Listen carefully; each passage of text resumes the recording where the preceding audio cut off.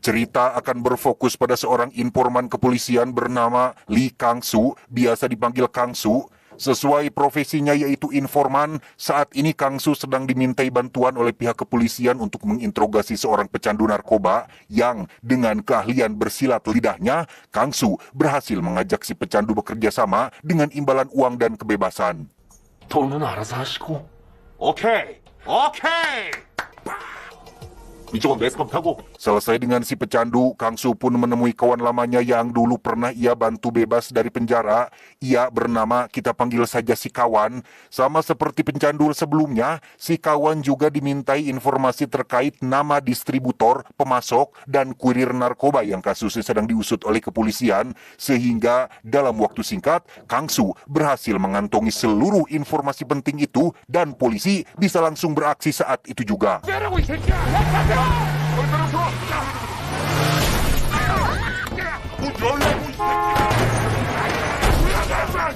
Karena polisi mengalami kesulitan dalam melakukan penangkapan, Kang-su sampai harus turun tangan langsung ke lapangan untuk membantu mereka semua dan...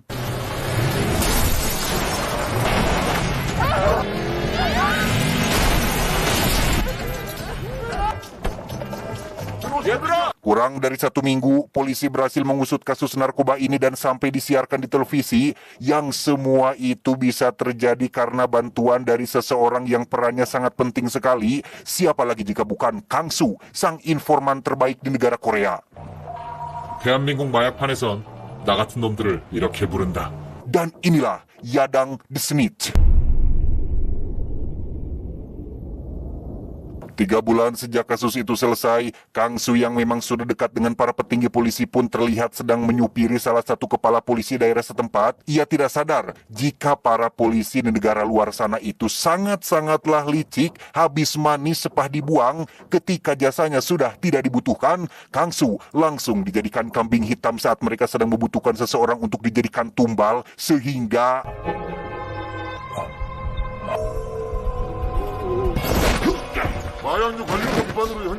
Alhasil, Kang-su pun langsung dijebloskan ke dalam penjara gara-gara dijebak kasus narkoba, di mana sipir penjara memberitahu jika di tempat ini, di penjara ini, Kang-su harus menaati 2 peraturan penting, yaitu jangan injak ambang pintu dan jangan kentut sembarangan. Dan tebak apa yang justru ia lakukan?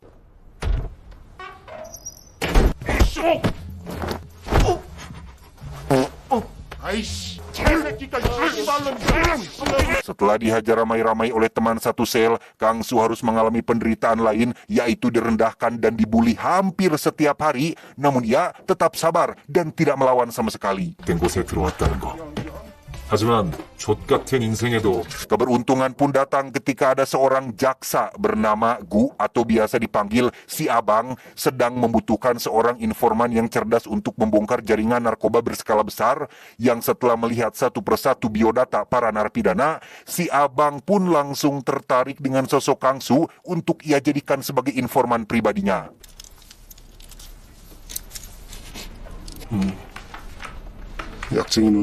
Tanpa bertele-tele, si Abang pun langsung menawarkan kebebasan untuk Kang-su apabila mau menjadi informan pribadinya.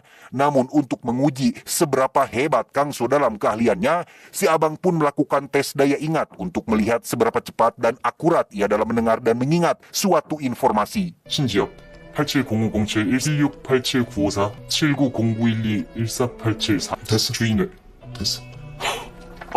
이마 이거 특기생이네요. Lulus tes uji coba, si Abang pun memperlihatkan papan para tersangka yang harus berhasil mereka berdua tangkap. Kebetulan salah satu tersangkanya adalah teman satu sel Kang-su sendiri yang berperan sebagai pengedar, sehingga untuk mencari informasi lebih lanjut terkait jaringan yang lebih besar, Kang-su harus bisa sedekat mungkin dengan si pengedar tersebut dan cukup dengarkan saja apa-apa yang keluar dari mulutnya.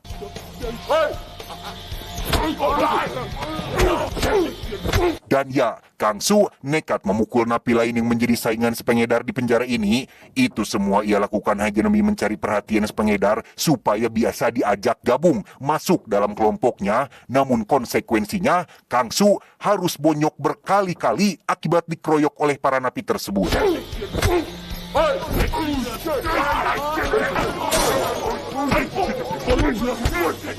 Pada puncaknya, Kang Su meminta sedikit bantuan dari si abang untuk menjebak napi tersebut agar seolah menyelundupkan narkoba di penjara ini, sehingga setelah semua pengorbanan yang ia lakukan, si pengedar akhirnya mengajak Kang Su untuk duduk bersama kelompoknya dan mulai mendengarkan setiap informasi yang keluar dari mulutnya. 물건 두 덩어리 들어왔답니다.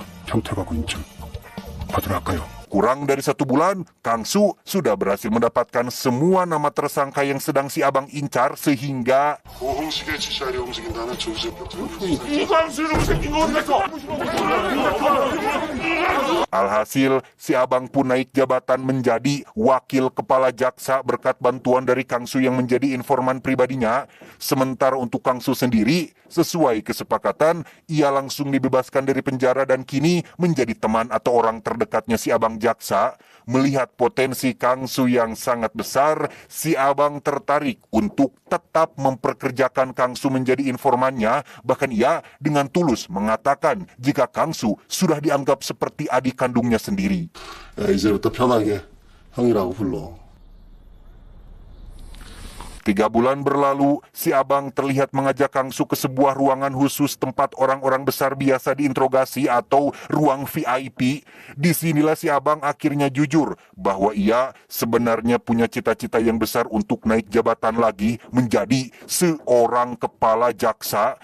Tanpa sosok seperti Kang Su di belakangnya, mungkin akan sulit untuk beliau meraih itu semua, sehingga dengan penuh pengharapan, si abang meminta agar Kang Su mau membantunya semaksimal mungkin agar abang-abangannya tersebut bisa menjadi kepala jaksa di negara ini.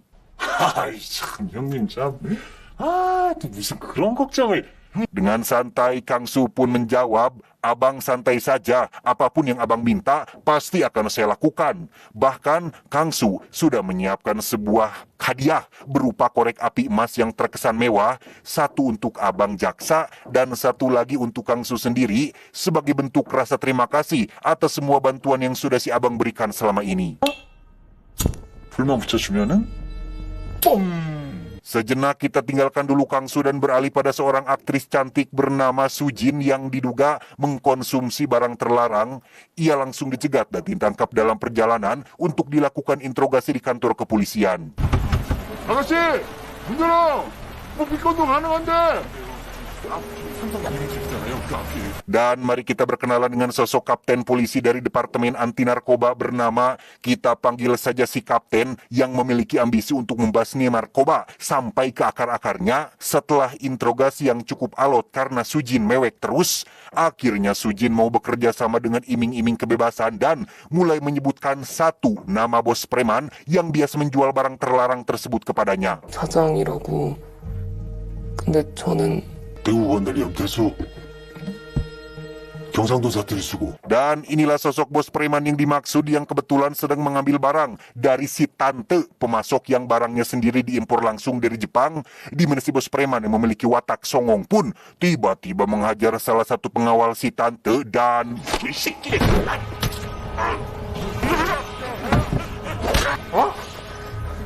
ya, nyaris saja terjadi bentrok antar kedua belah pihak, di mana si tante yang sebenarnya punya pasukan lebih banyak pun memilih untuk tetap diam karena tahu jika backingan si bos preman adalah orang yang cukup kuat dan berpengaruh di negara ini.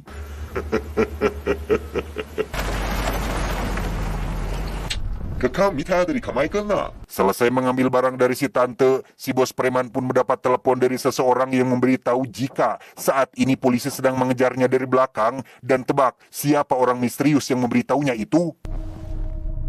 옥광석 자이가 이거 뭐야? 뒤돌아볼 시간 없고, 빨리 빠져나가. 내가 책임질 테니까. Ya, itu adalah Kang Su yang bermaksud membantu si bos preman agar lolos dari si kapten polisi, di mana Kang Su menyuruh si bos untuk pergi ke stasiun kereta dan tunggu di pintu masuk yang sudah disebutkan.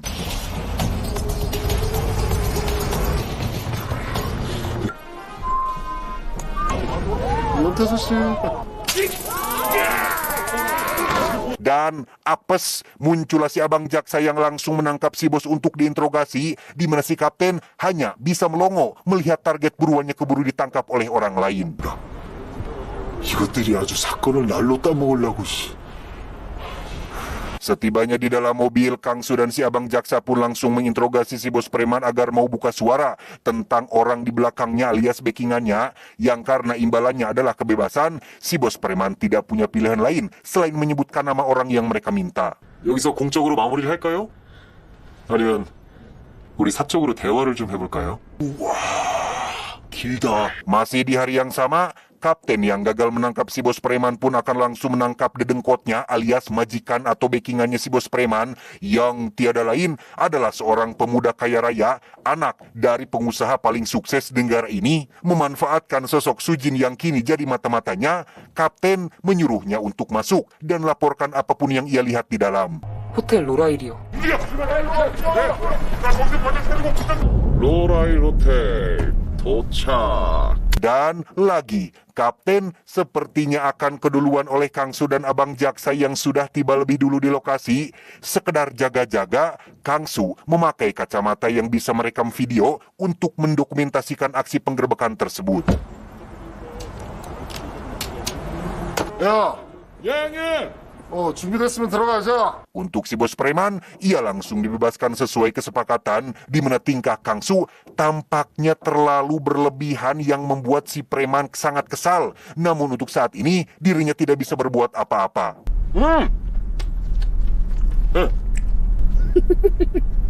검사님, 진위 이벤트 가고 있습니다.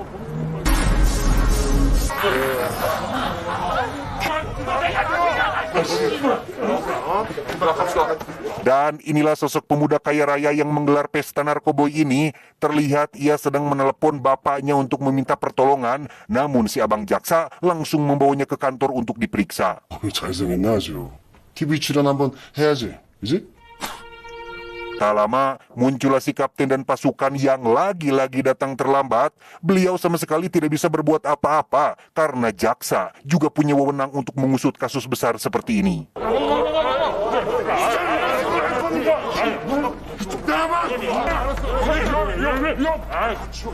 Tiba di ruangan VIP yang khusus dipakai untuk interogasi, si abang terlihat sedang mengobrol dengan pengacaranya si pemuda, di mana Anda semua mungkin akan cukup dibuat terkejut saat mengetahui jika bapaknya si pemuda ini ternyata adalah kandidat calon presiden yang mencalonkan dirinya dalam pemilu tahun depan. Dengan iming-iming kenaikan jabatan menjadi kepala jaksa di negara ini, si abang pun langsung tertarik dan membebaskan si pemuda dari segala tuduhan. 위로 올라가고 싶죠. 이번 인연으로. Setelah membuat kesepakatan dengan anak calon presiden dan pengacaranya, si abang pun didatangi oleh si bos preman yang masih satu komplotan dengan mereka, di mana si bos meminta satu hal, yaitu ingin memberi pelajaran kepada Kang Su yang sudah bersikap menyebalkan terhadap dirinya. 죽이면 됩니까? 이 사람이가 큰일 날 소리 하고 있어, 이씨. 그러다 밑에 애들이 해주는 거 아니야?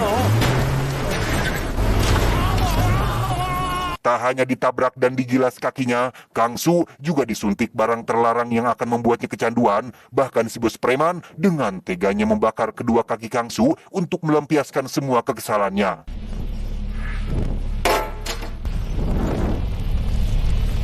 Tak hanya mengkhianati orang terdekatnya sendiri, si abang juga melaporkan si kapten yang dianggap pengganggu proses penangkapan, yang alhasil si kapten pun langsung dijebloskan ke dalam penjara. 찐스타로 주목받고 있는 영화배우 엄수진 씨가 3 bulan kemudian, inilah Kang Su sekarang menjadi seorang pecandu yang dikurung di dalam ruangan kecil di belakang klub malam. Keberadaan Kang Su di sana tak lepas dari bantuan si kawan yang dulu sempat membantunya bebas dari penjara, yang karena ini sudah kedua kalinya Kang Su mengalami apes dan menderita. Ia pun perlahan bangkit dengan memaksakan diri untuk memakan makanan dan mulai melatih fisik dan mentalnya agar bisa pulih seperti semula. 술 한잔해.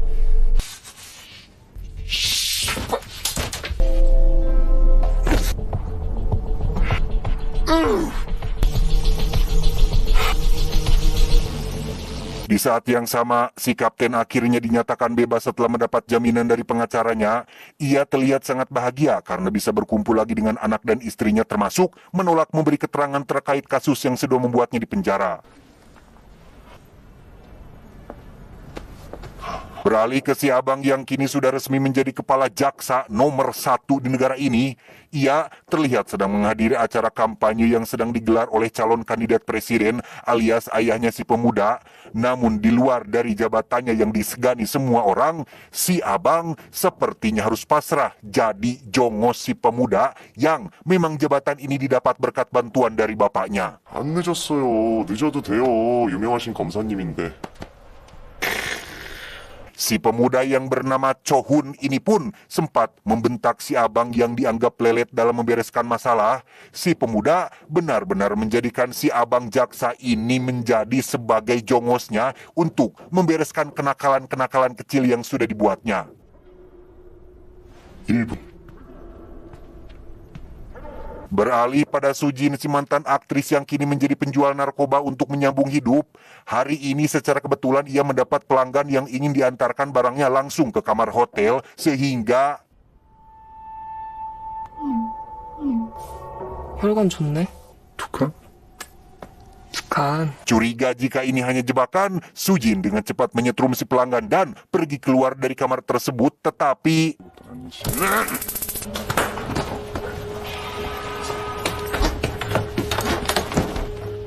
entah apa tujuan Kang Su menemui Sujin, kita akan langsung beralih pada si kapten yang sedang berada di warung bersama teman-teman polisinya, tepat saat Kang Su muncul untuk memancingnya datang mengejar.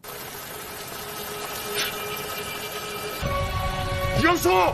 오랜만입니다. 야, 땅다고 있다. 여기까지 오고. Sempat terjadi perkelahian, Kang Su mencoba menjelaskan jika kedatangannya bukan untuk cari masalah. Ia mengaku sama-sama menjadi korban dari kelicikan si abang dan komplotannya dan mengajak si kapten untuk gabung dalam misi balas dendam.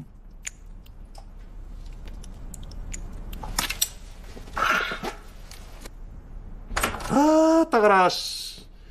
Disinilah mereka bertiga sekarang, ada Kang Su, si kapten dan Sujin, 3 orang yang menjadi korban dari jebakan dan kelicikan para penguasa. Mereka sama-sama memiliki musuh yang sama. Kang Su dihianati oleh si abang, Sujin dizolimi oleh Chohun putra sang kandidat presiden, sementara si kapten dipenjara gara-gara si bos preman yang sudah memanipulasi laporannya. 그 새끼가 너무 보고 싶어요. 이렇게 문제될 놈들 정리한 거지. 그래서 Kang Su pun mulai menjelaskan rencananya, dimulai dari video penggerbekan yang ia rekam menggunakan kacamatanya yang akan menjadi bukti kuat kalau sosok si Chohun putra kandidat presiden sedang menggelar pesta rekoboi. Masalahnya, kacamata tersebut sempat direbut si bos preman waktu kaki Kang Su dibakar, sehingga tahap awal rencana mereka adalah mendapatkan rekaman video tersebut dari tangan si bos preman. 보낸 그날 내가 찍은 현장 영상. 그럼 염태수는? 숨어있는 염태수를 나오게 할 방법은 있어. 염태수, 고검사, 저쪽은 조은. Tidak langsung mendatangi si preman, Kang Su dan si kapten pun mendatangi si tante pemasok barang terlarang untuk mendapatkan informasi terkait di mana si preman biasa menyimpan barangnya. Memanfaatkan kebencian si tante yang sering diperlakukan buruk oleh si bos preman, mereka berhasil mendapatkan informasi yang dibutuhkan. 그러면 야마모토 화라차에다가 장어와 약을 싣고 내려가서 염태수를 만날게 이번 주 금요일에 새벽배로 들어온다 하네. Berlokasi di dalam mobil truk yang biasa mengirim belut dari Jepang, si bos biasa menyimpan barang-barang tersebut di dalam sana sebelum nantinya dijual dan disebar ke beberapa titik. Untuk itu, Kang Su dan si kapten pun langsung meluncur untuk melakukan penangkapan.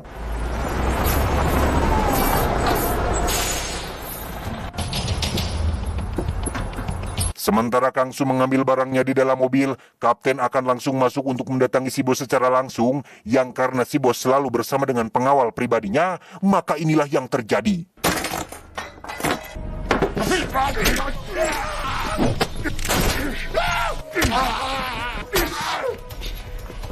Selesai dengan perkelahian barusan, si bos preman pun berhasil kabur dan memergoki Kang Su yang sedang mencoba mencuri barangnya, sehingga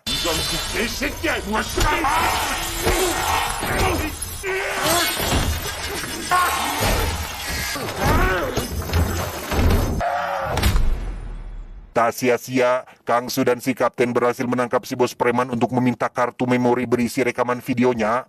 Setelah rekaman video sudah didapatkan, kini tinggal Sujin yang akan melakukan tugasnya untuk menjebloskan si Cho-hun ke dalam penjara. Ia menggunakan tas khusus yang ada kameranya untuk pergi ke pesta narkoboy yang biasa digelar si Cho-hun di atas kapal pesiar.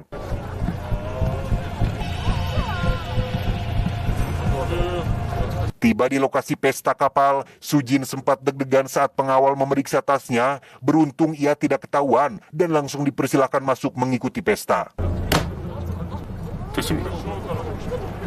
Beberapa saat berlalu ketika pesta sudah mulai memasuki tahap mabok dan mastaka liar, Sujin langsung menjalankan rencananya dengan merekam aktivitas Cho-hun. Bertepatan dengan itu, kapten membawa si bos preman ke kantor untuk dikurung tanpa sadar jika salah satu bawahannya ternyata sudah bersekongkol dengan si abang jaksa, sehingga seluruh rencana mereka langsung bocor dan terbongkar saat itu juga.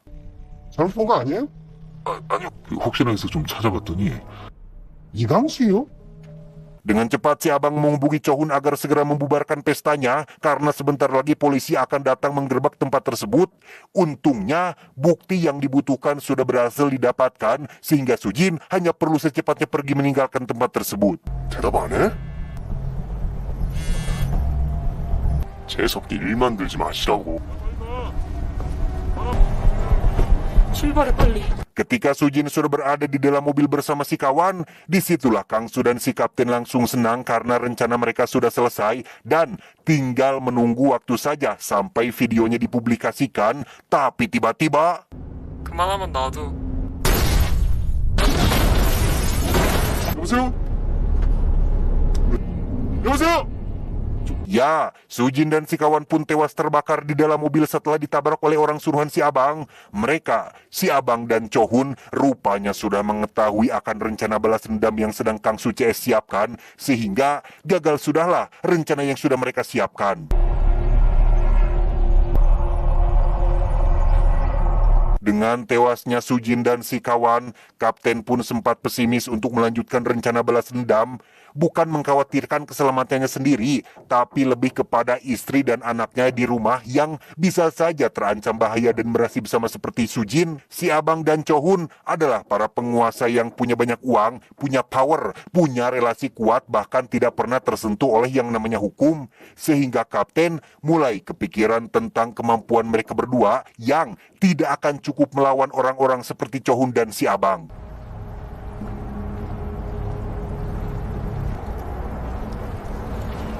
미치냐? Disinilah Kang Su menunjukkan mental kuatnya dengan tetap meyakinkan bahwa mereka berdua pasti akan menang. Setelah bangkit dari keterpurukan, Kang Su menemukan satu hal, bahwa keberhasilan tidak ditentukan oleh seberapa banyak uang yang dimiliki, seberapa kuat fisik yang kau punya, atau seberapa bejibun teman yang kau miliki. Ketika dunia tidak mendukungmu, masih ada jalur langit yang bisa diandalkan. Kun fayakun, jadilah maka terjadi. Tidak ada yang tidak mungkin di dunia ini, asalkan kamu yakin bahwa masih ada Tuhan yang maha kuat dan maha segalanya. 엄청진이 원하는 대로 좋은 있으면 더 끊어놓자. Di saat yang sama, Cho-hun pun memarahi si abang yang dianggap tidak becus membereskan masalah, di mana si abang yang sudah muak pun akhirnya membentak balik dengan mengatakan bahwa Cho-hun hanyalah seorang bocah ingusan yang tidak berguna dan suka bikin masalah di waktu yang tidak tepat. 이씨, 뭘까? 깨끗이 말끔히 흔적 없이. Tak lama, si abang pun mendapat pesan berupa rekaman video kejahatannya, disusul telepon dari Kang Su untuk ketemuan di suatu tempat. Setibanya di lokasi, mereka pun saling bertanya tentang kabar masing-masing, dilanjutkan dengan saling mengancam satu sama lain. 평생 너 같은 약쟁이든 어떤 개 지랄을 떨지. 병신 새끼. Keesokannya, si abang langsung menggeledah kosan tempat tinggal Kang Su untuk mencari keberadaan video tersebut, namun tidak berhasil ditemukan. Sementara Kang Su sendiri terlihat sedang menemui si tante untuk meminta sedikit bantuan. Carikan kapal untuk saya bisa kabur dari Korea setelah selesai menjatuhkan karir si abang jaksa, ujarnya.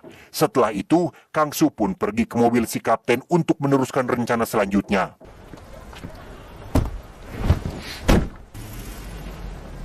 돈 준비할까요?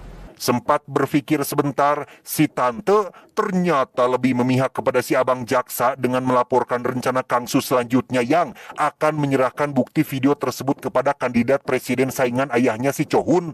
Sehingga dengan cepat Kangsu memerintahkan seluruh anak buahnya untuk pergi ke lokasi tersebut. 박현숙 의원한테 영상하고 검사님 목소리 Kapten dan Kangsu sendiri terlihat baru tiba di lokasi kampanye kandidat calon presiden lain untuk menyerahkan bukti videonya. Sebelum si Kapten pergi, Kangsu menitip pesan untuk hati-hati sembari memberikan flash disk berisi bukti videonya. 다 잘 될 거니까 쫄지 마.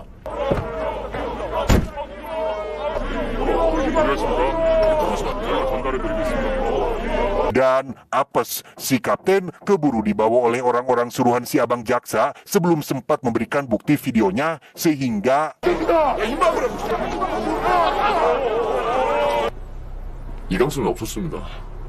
bertepatan dengan acara debat para kandidat calon presiden, berita tentang Chohun putra salah satu kandidat pun mulai ramai diperbincangkan terkait keterlibatannya dalam pesta narkoboy. Tak ada pilihan lain, si abang jaksa terpaksa meminta Chohun untuk menyerahkan dirinya ke kejaksaan. 제 짓이냐? 제 발로 걸어 들어와 주세요. 아니면 체포영장 받아서 갑니다. Sambil menunggu Chohun datang, si abang pun menginterogasi si kapten untuk mencari tahu di mana keberadaan Kangsu karena si abang sudah tahu jika saat ini Kangsu pasti sedang memegang salinan bukti videonya. Si abang memanfaatkan istri dan anak si kapten yang sengaja ia undang datang ke kantor agar si kapten tidak punya pilihan lain selain buka mulut.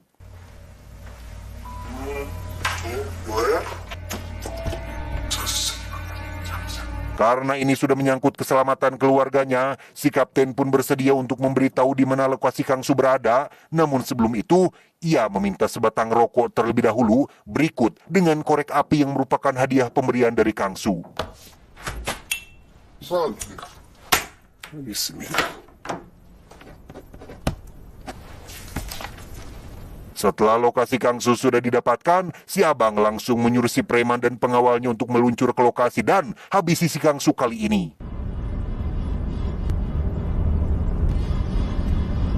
Tak lama, muncullah Chohun di kantor kejaksaan untuk memenuhi undangan pemeriksaan. Sempat kesal karena harus menjalani pemeriksaan urin seperti ini, Chohun akhirnya bisa tersenyum lebar saat salah satu anak buah si abang jaksa memberikan sekantong urin milik orang lain yang pastinya bersih dan tidak ada zat narkoboinya.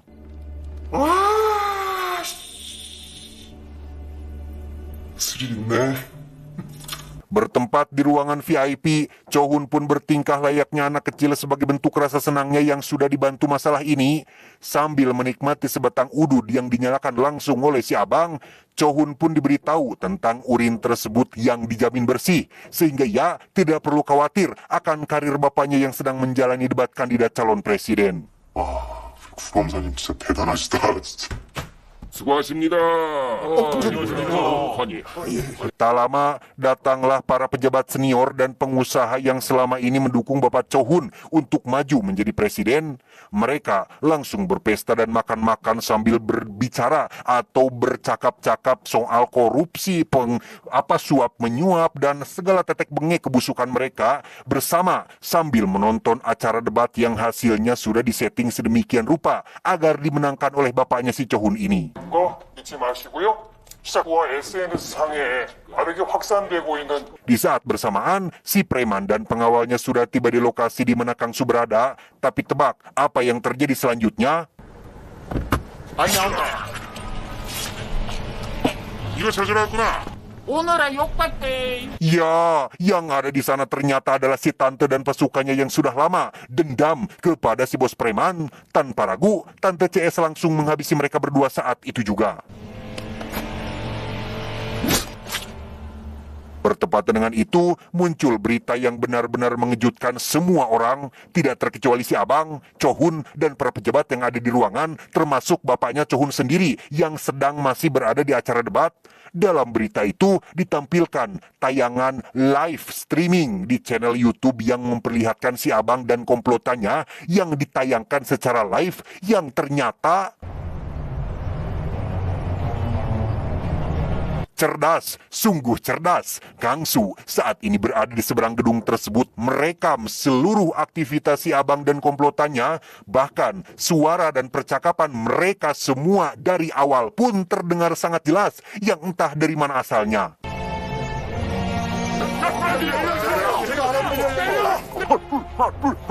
Meski tirainya sudah ditutup, live streaming pun masih berjalan meski hanya terdengar suaranya saja. Dan tebak di mana mikrofonnya disembunyikan? 소리가 들렸습니다. 누군가가 아직 누군가는 분명히 아직 방에 남아 있습니다. Ya, mikrofonnya ternyata disimpan di dalam korek api yang biasa si abang bawa, di mana korek api tersebut rupanya sudah ditukar sewaktu kapten meminta sebatang udud. Semuanya sudah direncanakan dengan matang, termasuk si tante yang juga masih bagian dari rencana ini, sehingga tamat sudahlah karir si abang sebagai kepala jaksa di negara ini. 자동으로 카메라에 연동될 거예요. 먼저 태우세요.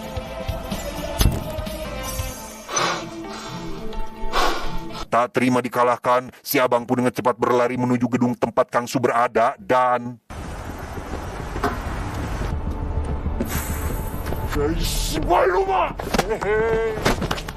Dikira bisa mencegah Kang Su dengan mudah, ia lupa jika Kang Su jauh lebih muda dan sudah jauh lebih kuat dari sebelumnya, sehingga...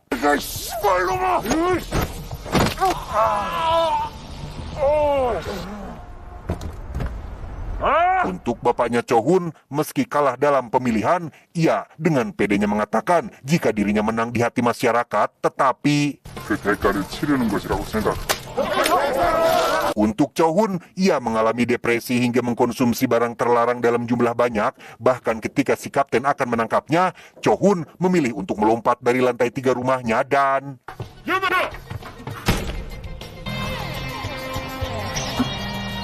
Tak jauh berbeda dengan mereka berdua, nasib si abang pun sama-sama apesnya dengan diganggu oleh seekor cucunguk yang masuk ke dalam bajunya tepat saat dirinya digelandang oleh pihak kepolisian.